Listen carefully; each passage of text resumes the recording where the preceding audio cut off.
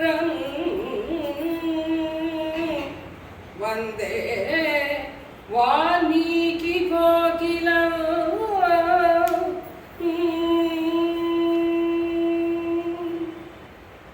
ಗೋಷ್ಪದೀಕೃತವಾರಾಶಯೋ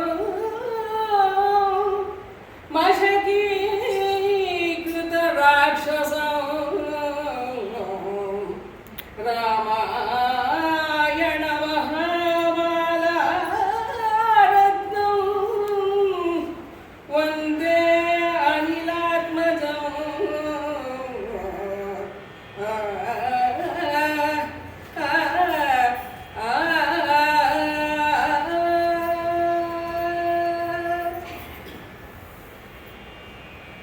ಲಕ್ಷ್ಮೀ ತನೋತು ನಿತರಾಮಿತರಾನಪೇಕ್ಷಂ ಅಂಘ್ರಿದ್ವಯಂ ನಿಗಮಶಿಖಿ ಶಿಖಾ ಪ್ರಮಾಣಂ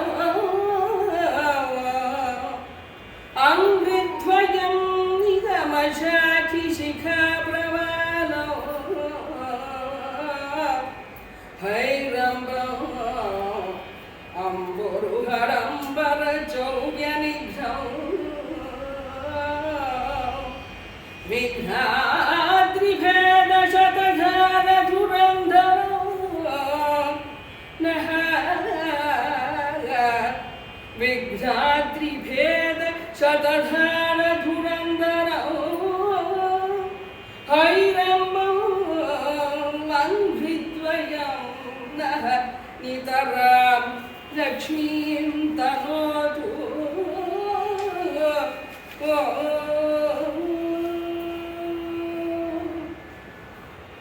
ವಾಲ್ಮೀಕಿ ಗೀತ ರಘುಪುಂಗವ ಕೀರ್ತಿಲೇಶೈಃ ತೃಪ್ತಿಂ ಕರೋಮಿ ಕಥಮಪಿ ಅಧುನಾ ಬುಧಾನಾ ಗಂಗಾಜಲೈಃ ಭುವಿ ಭಗೀರಥಯತ್ನಲಬ್ಧೈಃ ಕಿಂ ತರ್ಪಣಂ ನ ವಿದ್ಧಾತಿ ನರಃ ಪಿತॄಣಾಂ ವಾಲ್ಮೀಕಿ ಗೀತ ರಘುಪುಂಗವ ಕೀರ್ತಿಲೇಶೈಃ ಅಧುನಾ ಕಥಮಪಿ ಬುಧಾನಾಂ ತೃಪ್ತಿಂ ಕರೋಮಿ.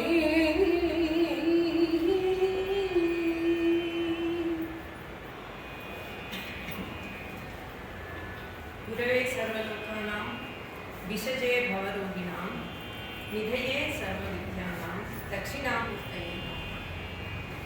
ರಾಮಾಯ ರಾಮಭದ್ರಾಯ ರಾಮಚಂದ್ರಾಯ ವೇದಸೇ ರಘುನಾಥಾಯ ರಘುನಾಥಾಯ ಸೀತಾಯ ಪತಯೇ ನಮಃ.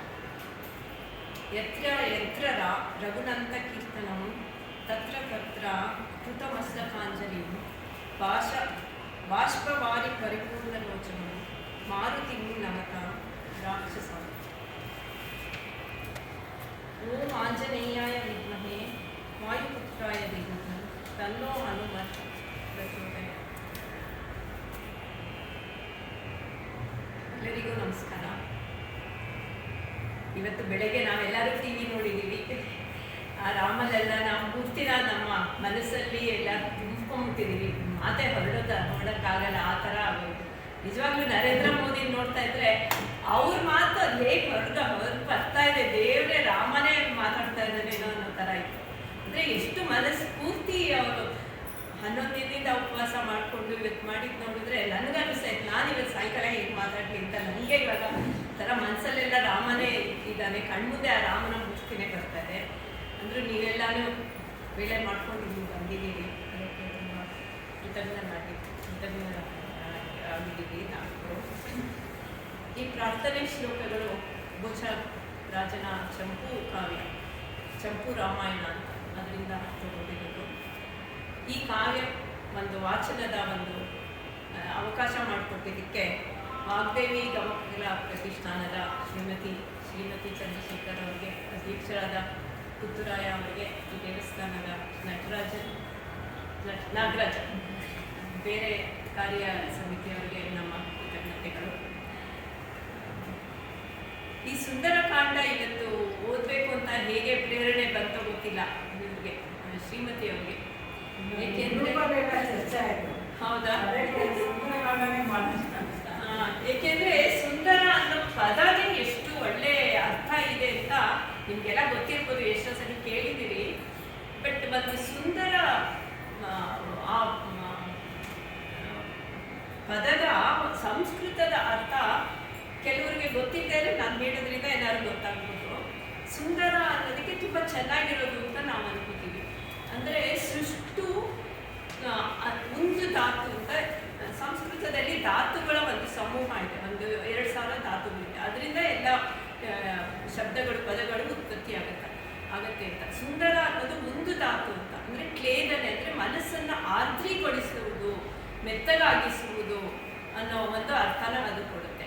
ಅಂದರೆ ನಮಗೆ ಯಾವ್ದಾದ್ರು ಚೆನ್ನಾಗಿರೋದನ್ನ ನೋಡಿದಾಗ ನಮಗೆ ಮನಸ್ಸು ತುಂಬ ಒಂದು ಏನಂತಾನೆ ಗಟ್ಟಿಯಾಗಿರೋದು, ಒಂದು ಒದ್ದೆ ಆಗಿ ಒಂದು ಚೆನ್ನಾಗಿ ಫ್ಲೂಯಿಡ್ ಆಗಿ ಆಗೋ ಥರ ಆಗುತ್ತೆ. ಸೊ ಆ ಭಾವನೆ ನಮ್ಮೆಲ್ಲರಲ್ಲಿ ಇವತ್ತು ತುಂಬಿಕೊಂಡಿದೆ ಅಂತ ನಾನು ಅದನ್ನೇನು ಹೇಳಬೇಕಾಗಿಲ್ಲ. ಆ ರೀತಿಯಾದ ಒಂದು ಸುಂದರ ಅರ್ಥ ಇರುವ ಸುಂದರವಾದ ಒಂದು ಪದದಿಂದ ಈ ಕಾಂಡವನ್ನು ರಚಿಸಿದ್ದಾರೆ ವಾಲ್ಮೀಕಿಗಳು. ಅದನ್ನು ಸುಂದರಕಾಂಡ ಅಂತ ಯಾಕೆ ಹೇಳಿರ್ಬೋದು ಅಂತಂದರೆ, ಮತ್ತು ಬಾಲಕಾಂಡದಲ್ಲಿ, ಅಯೋಧ್ಯೆ ಕಾಂಡದಲ್ಲಿ, ಅರಣ್ಯಕಾಂಡದಲ್ಲಿ, ಕಿಷ್ಕಿಂಧ ಕಾಂಡದಲ್ಲಿ ಆರ್ದ್ರೀಗೊಳಿಸುವ ಒಂದು ಗುಣ ಅಷ್ಟೊಂದು ಇಲ್ಲದೆ ಇರ್ಬೋದು. ಆದರೆ ಸುಂದರಕಾಂಡದಲ್ಲಿ ನಮಗೆ ಪ್ರಾರಂಭದಿಂದಾನೇ ಗೊತ್ತಾಗುತ್ತೆ ಹನುಮಂತ ಎಷ್ಟು ವೀರ್ಯ ಎಲ್ಲವನ್ನು ಇಟ್ಟುಕೊಂಡು, ಧೈರ್ಯವನ್ನು ಇಟ್ಟುಕೊಂಡು ತುಂಬ ಹುಮ್ಮಸ್ಸಿನಿಂದ ಒಂದು ಶಕ್ತಿಯನ್ನು ಪ್ರದರ್ಶಿಸುವ ಒಂದು ನನಗೆ ಅವಕಾಶ ಸಿಕ್ತು ಅಂತ ಆ ಒಂದು ಭಾವನೆಯಿಂದ ಅವನು ಆ ಸಮುದ್ರ ಲಗ್ನವನ್ನು ಮಾಡಿ ಸೀತಾ ದರ್ಶನ ಆಗೋದು, ಆಮೇಲೆ ಆ ಲಂಕಾ ದಹನ ಮಾಡೋದು, ಆಮೇಲೆ ಒಳ್ಳೆಯ ಸುದ್ದಿಯನ್ನು ರಾಮನ ಎಲ್ಲ ಅವನ ಗುರುವಿನವರಿಗೆ ವಾನರಿಗೆ ಕೊಡೋದು, ಅದು ಎಷ್ಟು ಒಂದು ಸುಂದರವಾದ ಒಂದು ವಾತಾವರಣವನ್ನು ಕಲ್ಪಿಸುತ್ತೆ.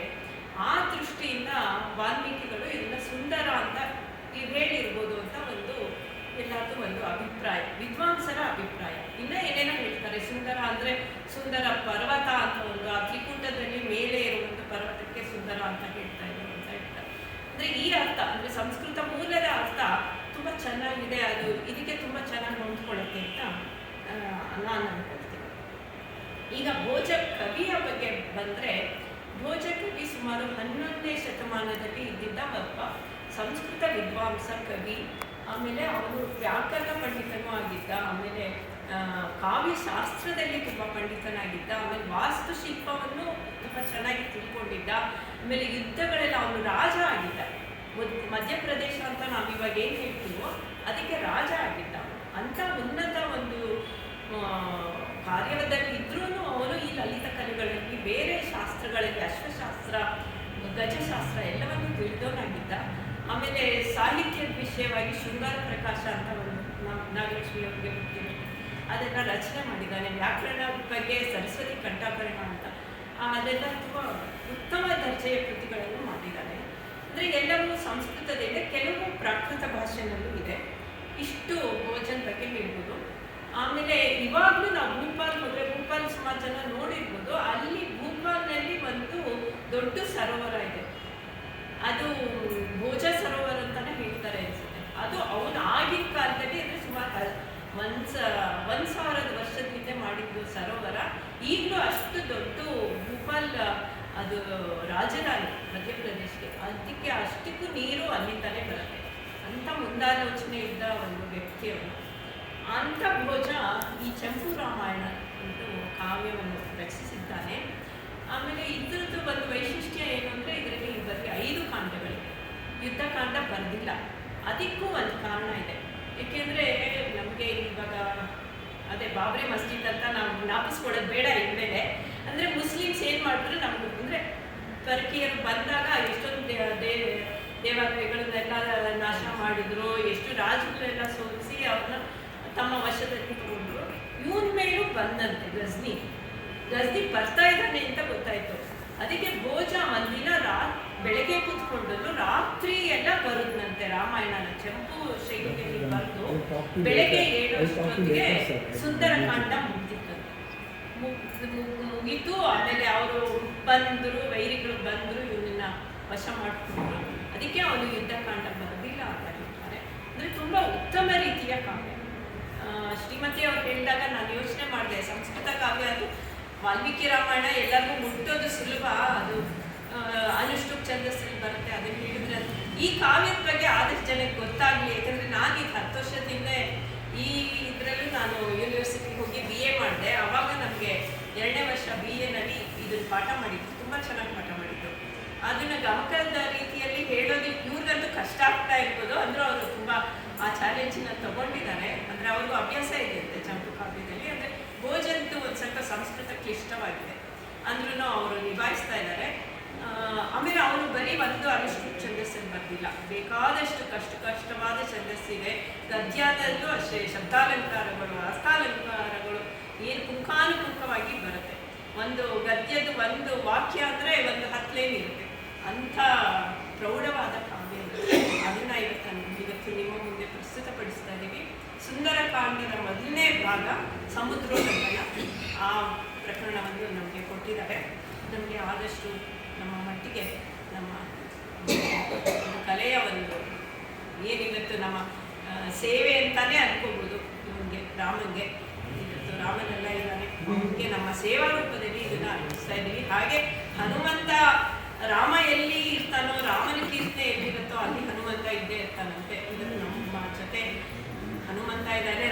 ಹನುಮಂತನ ಪ್ರೆಸೆನ್ಸ್ ಎಲ್ಲಿರುತ್ತೋ ಅಲ್ಲಿ ರಾಮ ಇರ್ತಾನಂತೆ.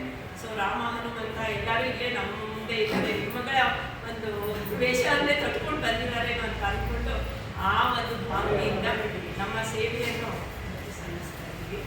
ಈಗ 2 ಪ್ರಾರ್ಥನೆಯ ಪದ್ಯಗಳನ್ನು ವಾಚನ ಮಾಡಿದ್ರು. ಈ ಕಾವ್ಯದ ಒಂದು ಪ್ರಾರ್ಥನೆ ಭಾಗದಲ್ಲಿ ಭೋಜ ಲಕ್ಷ್ಮಿಯನ್ನ ಪ್ರಾರ್ಥನೆ ಮಾಡ್ತಾರೆ. ಲಕ್ಷ್ಮಿನ ಅವನು ಪ್ರಾರ್ಥನೆ ಮಾಡುವಾಗ ಹೇಳ್ತಾನೆ, ನೋಡು ಲಕ್ಷ್ಮಿಯನ್ನು ಕೊಡುವಂತ ಗಣೇಶನಿಗೆ ಪ್ರಾರ್ಥನೆ ಮಾಡ್ತಾನೆ. ಲಕ್ಷ್ಮೀ ತರೋದು ಅಂತ ಹೇಳಿ ಅಂಗ್ರಿದ್ವಯಂ ಅಂತ ಆ ಗಣೇಶನ ಅಂಗ್ರಿದ್ವಯಕ್ಕೆ ಅವನು ತನ್ನ ಪ್ರಾರ್ಥನೆಯನ್ನು ಸಲ್ಲಿಸ್ತಾ ಇದ್ದಾನೆ. ಅವನು ಹೇಳ್ತಾನೆ, ಎಂಥ ಅಂಗ್ರಿದ್ವಯ, 2 ಪಾದಗಳು ಅಷ್ಟೇ. ಏನು ಆ ಪಾದಗಳ ಶಕ್ತಿ ಏನು ಅಂದರೆ ಎಲ್ಲ ನಿಗಮಗಳ ಒಂದು ಅಂತ ನಾವೇನು ಹೇಳ್ತೀವೋ ಆ ಉಪನಿಷತ್ತಿನ ಎಲ್ಲ ತತ್ವಗಳು ನಿನ್ನ ಅಂಗ್ರಿದ್ವಯವನ್ನೇ ಹೋಗ್ತಾ ಇವೆ ಅಂತ. ನೀನು ಆ ಅಂಗ್ರಿದ್ವಯಗಳು ಎಂಥ ಒಂದು ಸೌಂದರ್ಯವನ್ನು ಚೆಲುವನ್ನು ಹೊಂದಿದೆ ಅಂದರೆ, ಅಂಬುರುಹ ಡಂಬರ ಶೌರ್ಯ ನಿಘ್ನ. ಅಂಬುರುಹ ಅಂದರೆ ಕಮಲಗಳು, ಅವುಗಳ ಡಂಬರ, ಆಡಂಬರ ಅಂತ ನಾವು ಹೇಳ್ತೀವಲ್ಲ, ಡಂಬರ ಹೆಚ್ಚಾದ ಒಂದು ಸೌಂದರ್ಯವನ್ನು ಪ್ರದರ್ಶನ ಮಾಡುವಂಥದ್ದು. ಆ ಥರ ಕಮಲಗಳು ತಮ್ಮ ಹೆಚ್ಚಾದ ಸೌಂದರ್ಯವನ್ನು ಪ್ರದರ್ಶನ ಮಾಡ್ತಾ ಇದ್ದಾಗ ಆ ಸೌಂದರ್ಯವನ್ನು ನೀನು ಕಸಿಕೊಳ್ಳೋದ್ರಲ್ಲಿ, ನಿನ್ನ ಪಾದಗಳೇ ಆ ಸೌಂದರ್ಯವನ್ನು ಚೌರ್ಯ ಮಾಡೋದ್ರಲ್ಲಿ ತುಂಬ ಹೆಚ್ಚಿನ ಒಂದು ಗೆಲುವನ್ನು ಸಾಧಿಸಿದೆ ಅಂತ. ನೀನು ವಿಘ್ನಾದ್ರಿ ಭೇದ ಶತಧಾರ ದುರಂಧರ ಅಂದರೆ ಇಂದ್ರನ ಒಂದು ವಜ್ರಾಯುಧಕ್ಕಿಂತ ಒಂದು ಹೆಚ್ಚಿನ ಶಕ್ತಿಯುಳ್ಳ ನಿನ್ನ ಒಂದು ವಿಘ್ನಕಾರಕ ಶಕ್ತಿ ನಮ್ಮ ವಿಘ್ನಗಳನ್ನೆಲ್ಲ ಹೋಗಲಾಡಿಸ್ಲಿ ಅಂತ ಹೇಳಿ ಅವರು ನಿನ್ನ ಅಂತಪಾದಗಳು ನಮಗೆ ಲಕ್ಷ್ಮಿಯನ್ನು ಸಂಪತ್ತು ಅಂದರೆ ಬರೀ ಧನರೂಪವಾದ ಸಂಪತ್ತಲ್ಲ, ಎಲ್ಲ ರೀತಿಯ ಸಂಪತ್ತನ್ನು ನಮಗೆ ಕೊಡಲಿ ಅಂತ ಗಣೇಶನಿಗೆ ಪ್ರಾರ್ಥನೆ ಮಾಡಿದ್ದಾರೆ. ಕಾಕತಾಳೀಯವಾಗಿ ಈ ಗಣೇಶನ ದೇವಸ್ಥಾನದಲ್ಲೇ ಈ ಕಾರ್ಯಕ್ರಮ ಕೂಡ ಆಗ್ತಾ ಇದೆ. ಸೊ ಆ ಗಣೇಶನಿಗೂ ನಮ್ಮ ಪ್ರಾರ್ಥನೆಯನ್ನು ಭೋಜರಾಜನ ಈ ವಾಕ್ಯಗಳ ಮೂಲಕ ನಾವು ಸಲ್ಲಿಸ್ತಾ ಇದ್ದೀವಿ. ಮುಂದೆ ಇವರು ವಾಚನ ಮಾಡಿದ್ದು ವಾಲ್ಮೀಕಿಗೆ ಅವರು ತನ್ನ ಕೃತಜ್ಞತೆಯನ್ನು ಸಲ್ಲಿಸ್ತಾ ಇದ್ದಾರೆ. ವಾಲ್ಮೀಕಿಗಳು ರಾಮಾಯಣವನ್ನು ಬರೆದರು, ಅದರಿಂದ ಅವರಿಗೆ ಕೀರ್ತಿಯೂ ಕೂಡ ಬಂತು. ಅಂದರೆ ನನಗೆ ವಾಲ್ಮೀಕಿಗಳಿಗೆ ಸಿಕ್ಕಿದ ಒಂದು ಕೀರ್ತಿ ಬರುತ್ತೋ ಇಲ್ವೋ ಅಂದರೂ ನಾನೇನು ನನ್ನ ಒಂದು ಶಕ್ತಿ ಏನಿದೆಯೋ ಅದಕ್ಕೆ ಸರಿಯಾಗಿ ನಾನು ನನ್ನ ಈ ಕಾವ್ಯವನ್ನು ರಚನೆ ಮಾಡ್ತಾ ಇದ್ದೀನಿ. ವಾಲ್ಮೀಕಿಯಲ್ಲಿ ನಾನಿಲ್ಲಿ ಅದು ಬೇರೆ ವಿಷಯ. ಅಂದ್ರೂ ನೋಡಿ, ಇವಾಗ ಭಗೀರಥ ಗಂಗೆ ತಗೊಂಡು ಬಂದ. ಯಾಕೆ? ತನ್ನ ಪೂರ್ವಜರ ಒಂದು ಪಾಪವನ್ನು ಹೋಗಲಾಡಿಸೋದಕ್ಕೆ ಅವನು ಗಂಗೆನ, ದೇವಗಂಗೆಯನ್ನ ಭೂಮಿಗೆ ತಗೊಂಡು ಬಂದು ಪಾತಾಳಕ್ಕೆ ಕಳಿಸ್ದ. ಹಾಗೆ ನಾನು ನನ್ನ ಒಂದು ಕಿಂಚಿತ್ ಶಕ್ತಿಯಿಂದ ನಾನು ಈ ಕಾವ್ಯಗಳನ್ನ ಮಾಡ್ತಾ ಇದ್ದೀನಿ. ಏಕೆಂದರೆ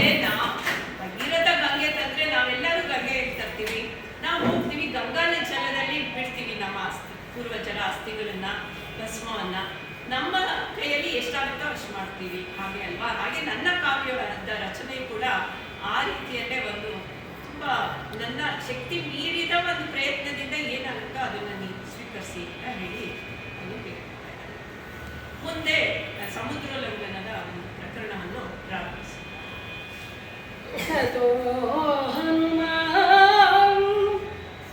ದಶಕಂಠನೀತಾಂ ಸೀತಾ ವಿಜೇತುಂ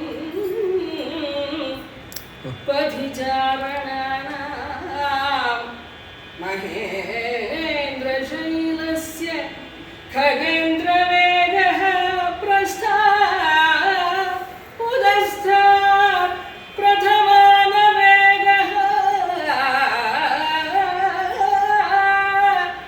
ಹನುಮಾನ್ ಖಗೇಂದ್ರವೇಗಃ ಪ್ರಥಮಾನವೇಗಃ ಹನುಮಾನ್ ದಶಕಂಠನೀತಾಂ ಸೀತಾಂ ವಿಜೇತುಂ ಮಹೇಂದ್ರಶೈಲಸ್ಯ ಪ್ರಸ್ಥಾತ್ ಚಾರಣಾನಾಂ ಪಥಿ ಉದಸ್ಥಾತ್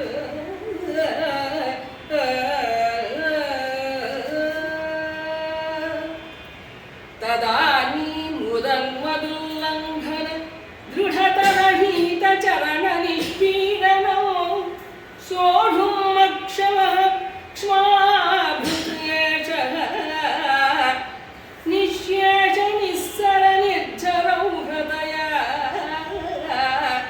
ನಿರಂತರ ನಿಷ್ಪತದ್ ಬಾಷ್ಪವಶ್ಚಃ ಇವ ಇತಃ ತತಃ ವಿತತ ಜೀಮೂತವೃಂದತಯಾ ಪಾರಿಪ್ಲವ ಶಿಥಿಲಧಮ್ಯಲ್ಲಹ ಇವ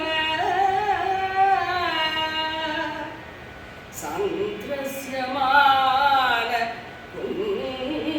ಕುಂಜರಯೂಥದಯಾ ಸಂಜಾತ ಶ್ವಯಥೂಮು ಇವ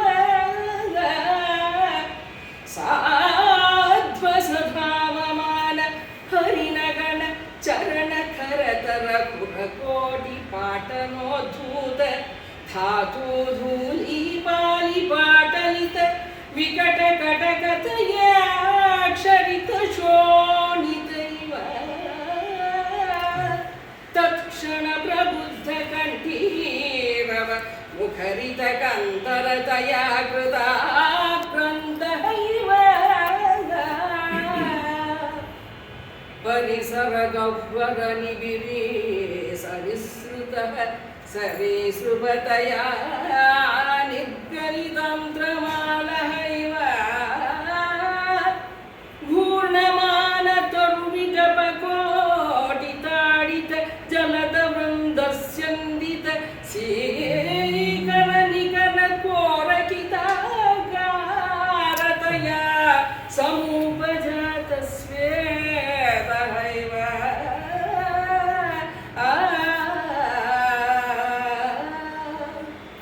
ಸ್ಫಟಿಕ ತಟೋಪಲಪತನ ದಲಿತ ಕೀಚಕ ಸುಶಿರ ಸಮೋಚ್ಚತ್ ಪವನ ಭೂತ್ಕಾರ ಪರಿಪೂರಿತ ಗಗನತಯ ಪ್ರವರ್ಧಮಾನ ಊರ್ಧ್ವಶ್ವಾಸ ಇವ ವಚಸಾ ಅಭಿಷಗಂ ದೌಸ್ಥ್ಯಂ ಅಭಜತ ವಚಸಾಮವಿಷಯಂ ದೌಸ್ಥ್ಯಂ ಅಭಜತ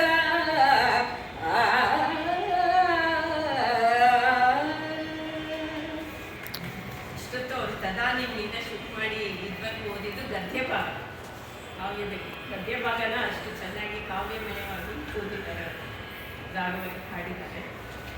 ಈಗ ಸುಂದರಕಾಂಡದ ಪ್ರಾರಂಭ ಆಗ್ತಾ ಇದೆ. ನಮಗೆಲ್ಲ ಗೊತ್ತಿರೋ ಹಾಗೆ ಕಿಷ್ಕಿಂಧ ಕಾಂಡದ ಕೊನೆಯಲ್ಲಿ ಹನುಮಂತಂಗೆ ಶಾಂಬವಂತ ಹೇಳ್ತಾರೆ, ನಿನ್ನ ಶಕ್ತಿ ನಿನಗೆ ಗೊತ್ತಿಲ್ಲ, ನೀನು ಸಮುದ್ರ ಲಗ್ನ ಹೇಗೆ ಮಾಡೋದು ಅಂತ ನೀನು ಯೋಚನೆ ಮಾಡಬೇಕಾಗಿಲ್ಲ.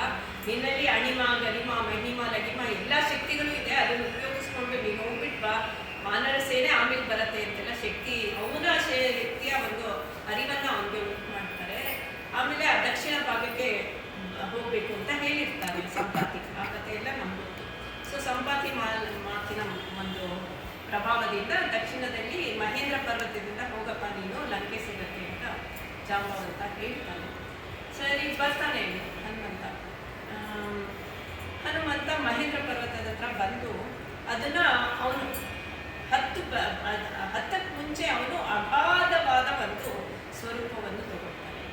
ಅವನು ದೊಡ್ಡ ಯೋಗಿ. ಆಮೇಲೆ ಗೊತ್ತಲ್ವಾ ನಮಗೆ ಹನುಮಂತಂದು ಎಲ್ಲ ಥರದ ಶಕ್ತಿಗಳು ಇತ್ತು. ವಾಯು ಪುತ್ರ ಅವನು ಆ ಮಹೇಂದ್ರ ಪರ್ವತದಿಂದ ಲಂಕೆಗೆ ಎಷ್ಟೋ ಯೋಜನ ದೂರವನ್ನು ಅವನು ಹಾರಬೇಕಾಗಿರುತ್ತಲ್ಲ, ಅದಕ್ಕೆ ಅಗಾಧ ಸ್ವರೂಪವನ್ನು ತ್ರಿವಿಕ್ರಮ ಹೇಗೆ ಬೆಳೆದ್ನೋ ಆ ರೀತಿಯಾಗಿ ಎಷ್ಟೋ 10 ಯೋಜನ 100 ಯೋಜನ ಆ ಥರ ಎಲ್ಲ ಹೇಳ್ತಾರೆ.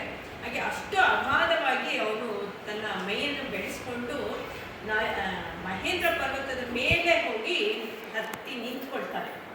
ಅದು ಏನು ಅಂದರೆ ಆ ಯಾವುದು ಒಂದು ದಾರಿ ಅವನು ತಗೊಂಡಿರ್ತಾನೆ ಅಂದರೆ, ಆಕಾಶದಲ್ಲಿ ಸಿದ್ಧರು, ಚಾಣರು, ವಿದ್ಯಾಧರರು ಎಲ್ಲ ದೇವತಾ ಸ್ವರೂಪದವರು ಎಲ್ಲ ಯಾವ ಆಕಾಶ ಮಾರ್ಗದಲ್ಲಿ ಹೋಗ್ತಾರೋ ಆ ಮಾರ್ಗದಲ್ಲಿ ಹೋಗಿ ನಾನು ಲಂಕೆಯನ್ನು ತಲುಪುವುದು ಸರಿ ಅಂತ ಅವನು ಒಂದು ನಿರ್ಧಾರ ಮಾಡಿಕೊಂಡು ಆ ದಾರಿಗೆ ಹೋಗೋದಕ್ಕೆ ಮಹೇಂದ್ರ ಪರ್ವತದ ಮೇಲೆ ಹೋಗಿ ನಿಂತ್ಕೊತಾನೆ.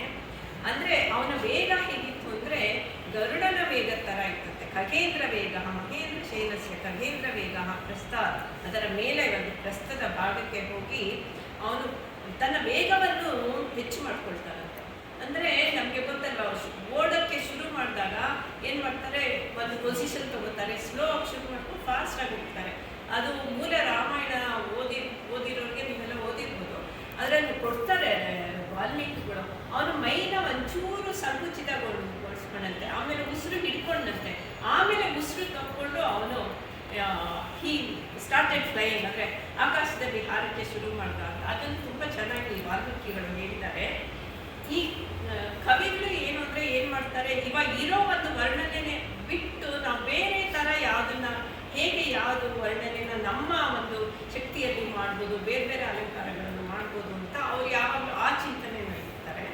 ಅದರಿಂದ ಭೋಜ ಏನು ಮಾಡಿದ್ದಾನೆ ಇಲ್ಲಿ, ಮೂಲ ವಾಲ್ಮೀಕಿ ರಾಮಾಯಣದಲ್ಲಿ ವಾಲ್ಮೀಕಿಗಳು ಹನುಮಂತ ಆಕಾಶದಲ್ಲಿ ಹೋಗ್ತಾ ಇದ್ದಾಗ ಏನೇನಾಯಿತು, ಹನುಮಂತನ ಮೈ ಮೇಲೆ ಹೂಗಳೆಲ್ಲ ಬಿದ್ದೋಗಿತ್ತು, ಆ ಥರ ಎಲ್ಲ ಏನೇನೋ ವರ್ಣನೆ ಮಾಡಿದ್ದಾರೆ. ಈ ಅವರು ಮಹೇಂದ್ರ ಪರ್ವತಕ್ಕೆ ಏನಾಯಿತು, ಇವ್ನು ನಿಂತ್ಕೊಂಡಾಗ ಅವನು ಆ ಅಗಾಧ ಸ್ವರೂಪ ಮಹೇಂದ್ರದ ಮೇಲೆ ನಿಂತ್ಕೊಂಡ್ರೆ, ಮಹೇಂದ್ರ ಏನು ಚಿಕ್ಕ ಒಂದು ಗುಡ್ಡ ಬೆಟ್ಟ ಅಲ್ಲ, ಪರ್ವತನೇ. ಆ ಪರ್ವತದ ಮೇಲೆ ಆಂಜನೇಯ ತನ್ನ ಈ ಬೃಹತ್ ಸ್ವರೂಪದಲ್ಲಿ ನಿಂತ್ಕೊಂಡಾಗ ಮಹೇಂದ್ರ ಪರ್ವತಕ್ಕೆ ಏನಾಯಿತು ಅನ್ನೋದನ್ನ ಇಷ್ಟೊತ್ತು ಇವರು ಪ್ರಭಾವ ಓದಿದ್ರು. ತದಾನಿಮು ಉದನ್ಮತ್ ಉಲ್ಲಂಘನ ದೃಢ ನಿಹಿತ ಚರಣ ನಿಷ್ಪೀಡ, ಅವನ ಚರಣ ನಿಷ್ಪೀಡಮನಂದ್ರೆ ಅವನ ಕಾಲುಗಳ ಒಂದು ಹಿಂಡದಾಗ ಆಯ್ತಂತೆ. ಅದು ನಿಂತ್ಕೊಂಡಾಗ ಪರ್ವತಕ್ಕೆ ಯಾರೋ ಬಂದು ತಲೆ ಒಂದು ಮೇಲ್ಗಡೆಯಿಂದ ಪೂರ್ತಿ ಕಾಲು, ಒಬ್ಬ ಮನುಷ್ಯನ ರೂಪದಲ್ಲಿ ನಾವು ಆ ಮಹೇಂದ್ರನ ಕಲ್ಪನೆ ಮಾಡಿಕೊಂಡ್ರೆ, ಆ ಮನುಷ್ಯಗೆ ಯಾವುದೋ ಭಾರದ್ದು ಒಂದು ತಲೆ ಮೇಲೆ ನಿಂತ್ಕೊಂಡ್ರೆ ಏನೇನಾಗ್ಬೋದು, ಆ ಅನುಭವಗಳೆಲ್ಲ ಮಹೇಂದ್ರ ಪರ್ವತಕ್ಕಾಯಿತು. ಅಷ್ಟು ಅಗಾಧವಾದ ಪರ್ವತ. ಆ ಪರ್ವತಕ್ಕೆ ಏನಾಯಿತು ಅಂತ ಇಷ್ಟು ಒಂದು 10 ಸಾಲುಗಳಲ್ಲಿ ಉತ್ತಮ ಸಂಸ್ಕೃತದಲ್ಲಿ, ಆಮೇಲೆ ತುಂಬ ಶಬ್ದಾಲಂಕಾರ ಯುಕ್ತವಾಗಿದೆ ನೋಡಿ. ನಿಶೇಷ ನಿಸ್ಸರ ನಿರ್ಜರ ರೌಘತೆಯ ಅಂತ, ಅಂದರೆ ನೀ ಅಂತ ಒಂದು ಅಕ್ಷರಗಳು ಪುನಃ ಬರ್ತಾ ಇದೆ. ನಿರಂತರ ನಿಷ್ಪತ ಬಾಷ್ಪ ವರ್ಷ ಇಲ್ವಾನ್, ಹಾಗೆ ಶಬ್ದಾಲಂಕಾರಗಳು ಜೊತೆಗೆ ಅರ್ಥಾಲಂಕಾರಗಳು ಇದರಲ್ಲಿ ತುಂಬ ಉತ್ಪ್ರೇಕ್ಷೆ ಇದೆ ಅಂತ ಹೇಳ್ತಾರೆ. ಉತ್ಪ್ರೇಕ್ಷ ಅಲಂಕಾರ ಅಂತ. ಹಾಗೆ ಮಹೇಂದ್ರಕ್ಕೆ ಏನಾಯಿತು ಮೊದಲು ಹೇಳ್ತಾರೆ, ಸೋಡು ಅಕ್ಷಮಃ ಕ್ಷಮಾಭೃತ್. ಅವನಿಗೆ ಕ್ಷಮಾಭೃತ್ ಅಂದರೆ ಅವನು ಭೂಮಿಯನ್ನು ಧರಿಸಿದವನು ಪರ್ವತ ಅಂತ. ಪರ್ವತದ ಡೆಫಿನೇಷನ್ನೇ ಆಗಿದೆ ಸಂಸ್ಕೃತದಲ್ಲಿ. ಕ್ಷಮಾಭೃತ್, ಕ್ಷಮ ಅಂದರೆ ಭೂಮಿಯನ್ನು ಧರಿಸುವಂಥ ಒಂದು ಶಕ್ತಿ ಇರೋದು ಪರ್ವತ. ಆ ಪರ್ವತಕ್ಕೆ ಅವನ ಹಾಗೆ ತಲೆ ಮೇಲೆ ನಿಂತ್ಕೊಂಡಿದ್ದು ನಿಷ್ಪೀಡಮ, ಆ ಹಿಂದಿನ ಒಂದು ಅನುಭವ ಆಯ್ತಲ್ಲ, ಅದು ಸೋಡು ಅಕ್ಷಮ, ಅವನಿಗೆ ತಡ್ಕೊಳಕ್ಕೆ ಆಗ್ಲಿಕ್ಕಂತೆ ಮಹೇಂದ್ರಕ್ಕೆ. ಅದಕ್ಕೆ ಏನಾಯಿತು, ಫಸ್ಟು ಮೊದಲನೇ ಬಾರಿಗೆ ಇವನು ಹೇಳ್ತಾ ಇದ್ದಾನೆ, ಕವಿ ಅವನ ಕಣ್ಣುಗಳಲ್ಲಿ ನೀರು ಬಂದಂಗೆ ಕಾಣ್ತಾ ಇತ್ತು. ಅಶ್ರು ಜಲ, ಅಷ್ಟು ಒಂದು ಧಾರೆ ಬಂದಂತೆ. ಅದು ಹೇಗೆ ಅಶ್ರು ಧಾರೆ ಬಂತು ಅಂತ ನಮ್ಗೆ ಹೇಗೆ ಅನ್ನಿಸ್ಬೇಕು ಅಂದರೆ, ಮಹೇಂದ್ರ ಪರ್ವತದಲ್ಲಿ ಎಷ್ಟೊಂದು ಜಲಪಾತಗಳು ಇರುತ್ತೆ. ಪರ್ವತಗಳಲ್ಲೆಲ್ಲ ಜಲಪಾತ ಇತ್ತಲ್ಲ, ಜಲಪಾತಗಳು ತಾವು ನೀರು ಹರಿಸ್ಕೊಂಡು ಹೋಗ್ತಾ ಇದೆ. ಅಂದರೆ ಮೇಲೆ ತಲೆ ಮೇಲೆ ಯಾರೋ ನಿಂತ್ಕೊಂಡ್ರೆ ಇನ್ನೊಂದು ಸ್ವಲ್ಪ ಫೋರ್ಸ್ ಬೀಳುತ್ತಲ್ಲ, ಜಲಪಾತ ಎಲ್ಲ ಜಾಸ್ತಿ ಜಾಸ್ತಿ ಫೋರ್ಸಿಂದ ಬಂದಂಗೆ ಆಯಿತು. ಅದರಿಂದ ಮಹೇಂದ್ರ ಪರ್ವತ ತನ್ನ ಅಶ್ರುಪಾತವನ್ನು ಮಾಡ್ತಾ ಇದೆಯೇನೋ ಅಂತ ಅನ್ನಿಸ್ತು ಅಂತ ಹೇಳ್ತಾರೆ. ಹಾಗೆ ಇನ್ನೊಂದು ಹೇಳ್ತಾರೆ, ಆ ಪರ್ವತ ಎಷ್ಟೋ ತುಂಬ ಹೈಟಲ್ಲಿ ಇತ್ತು, ತುಂಬ ಎತ್ತರವಾದ ಪರ್ವತ. ಅದ್ರ ಸುತ್ತಲೂ ಮೋಡಗಳೆಲ್ಲ ಹೋಗ್ತಾ ಇತ್ತು. ಮೋಡಗಳೆಲ್ಲ ಸಾಂದ್ರಿಗೊಂಡಾಗ ಒಂದು ಕಪ್ಪಗೆ ಕಾಣಿಸುತ್ತೆ ನಮಗೆ. ಒಂದು ಹೈಟಲ್ಲಿ ಇದ್ದಾಗ ಕಪ್ಪಗೆ ತಾನೇ ಕಾಣಿಸುತ್ತೆ.